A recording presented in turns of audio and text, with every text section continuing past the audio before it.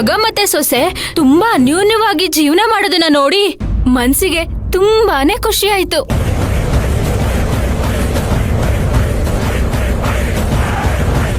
ಅಲ್ಲ, ಮದ್ವೆ ಆದ್ಮೇಲೆ ಸಂತೋಷವಾಗಿ ಬಾಳ್ತಾರೆ ಅಂತ ಹೇಳಿದ್ರಿ, ಇಲ್ ನೋಡಿದ್ರೆ ಜಗಳ ಆಡ್ತಿದ್ದಾರೆ.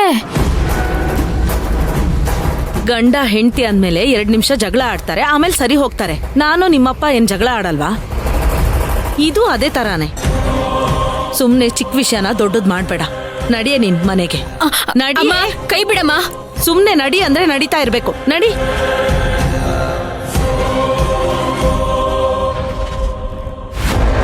ಅಮ್ಮ, ನಾನು ಹೋಗಿ ಸಪ್ತಮಿ ನೋಡ್ತೀನಿ. ಅಜ್ಜಿ,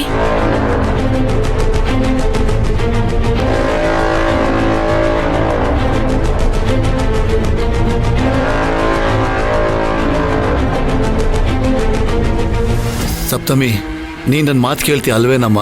ಕೇಳ್ತೀನಿ ಮಾವ, ಹೇಳಿ. ನೀನು ಶ್ರೀಮಂತು ಬೇರೆ ಮನೆ ಮಾಡ್ಕೊಂಡು ಹೋಗ್ತೀರಾ?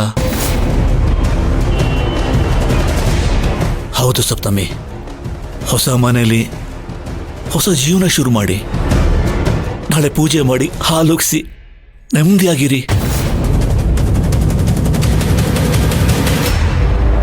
ಶ್ರೀಮಂತು ಮಾತಿಗೆ ಇಲ್ಲ ಅಂತ ಮಾತ್ರ ಹೇಳ್ಬೇಡಮ್ಮ. ಮಾವ, ನೀವೇ? ಹೌದಮ್ಮ, ನಾನೇ ಹೇಳ್ತಾ ಇರೋದು. ಆವತ್ತು ಎಲ್ಲ ಒಟ್ಟಿಗಿದ್ರೆ ಚೆನ್ನಾಗಿರುತ್ತೆ ಅಂತ ಅಂದುಕೊಂಡೆ, ಆದ್ರೀಗ ಅದೇ ಸಮಸ್ಯೆ ಆಗ್ತಿದೆ. ಈ ಸಮಸ್ಯೆ ಬಗೆಹರಿಬೇಕು ಅಂದ್ರೆ ನೀನ್ ಗಟ್ಟಿ ನಿರ್ಧಾರ ಮಾಡಲೇಬೇಕು. ಮಾವ, ಇದು ನನ್ನಿಂದ ಆಗಲ್ಲ. ನೋಡಮ್ಮ, ಶ್ರೀಮಂತು ತುಂಬಾ ಹಠವಾದಿ. ನೀನು ಅವನ ತರ ಹಠ ಹಿಡಿದು ಕೂತ್ರೆ ಈ ಸಮಸ್ಯೆ ಯಾವತ್ತೂ ಬಗೆಹರಿಯೋದಿಲ್ಲ. ದಿನ ಇದೇ ತರ ಜಗಳ ಮನಸ್ತಾಪ ನಡೀತಾನೆ ಇರುತ್ತೆ. ಜೀವನದಲ್ಲಿ ನೆಮ್ಮದಿ ಅನ್ನೋದು ಇರೋದಿಲ್ಲ. ಅದಕ್ಕೆ ನನ್ನ ಮಾತು ಕೇಳು ಸಪ್ತಮಿ. ಮಾವ, ಅವ್ರು ಜಗಳ ಆಡಿದ್ರು ಸರಿ, ಮನಸ್ತಾಪ ಮಾಡ್ಕೊಂಡ್ರು ಸರಿ, ನಾನಂತೂ ಈ ಮನೆ ಬಿಟ್ಟು ಹೋಗಲ್ಲ. ನಿಮ್ ಮಗ ಮುಂಗೋಪಿ ಅಷ್ಟೆ, ಆದ್ರೆ ಎಲ್ಲದನ್ನು ಸಮಾಧಾನವಾಗಿ ಹೇಳಿದ್ರೆ ಅವ್ರು ಅರ್ಥ ಮಾಡ್ಕೋತಾರೆ. ಮಾವ, ನಾನು ಅವ್ರಿಗೆ ಅರ್ಥ ಮಾಡಿಸ್ತೀನಿ. ಎಲ್ಲ ಸರಿಯಾಗತ್ತೆ, ನೀವು ಧೈರ್ಯವಾಗಿರಿ.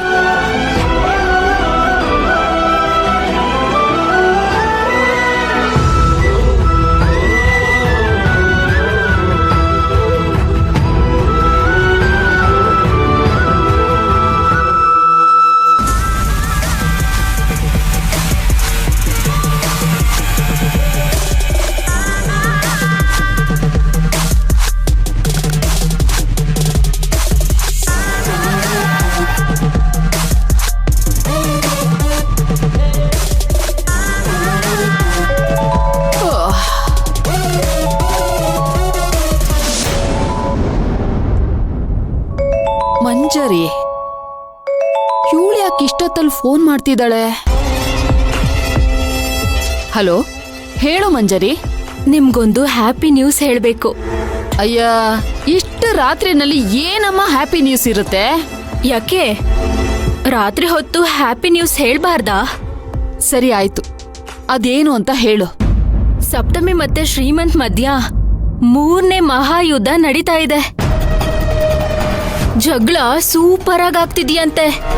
ಅಂದ್ರೆ ಸಪ್ತಮಿ ಶ್ರೀಮಂತ್ ಇಬ್ರು ಆರಾಮಾಗಿ ಇದಾರಲ್ಲ, ಆದ್ರೆ ನಾಟಕ ಮಾಡೋ ತರ ಕಾಣಿಸ್ತಿಲ್ವಲ್ಲ ಮಂಜರಿ? ಹಾಗಂದ್ರೆ ನಾನ್ ಸುಳ್ಳು ಹೇಳ್ತಾ ಇದ್ದೀನಾ?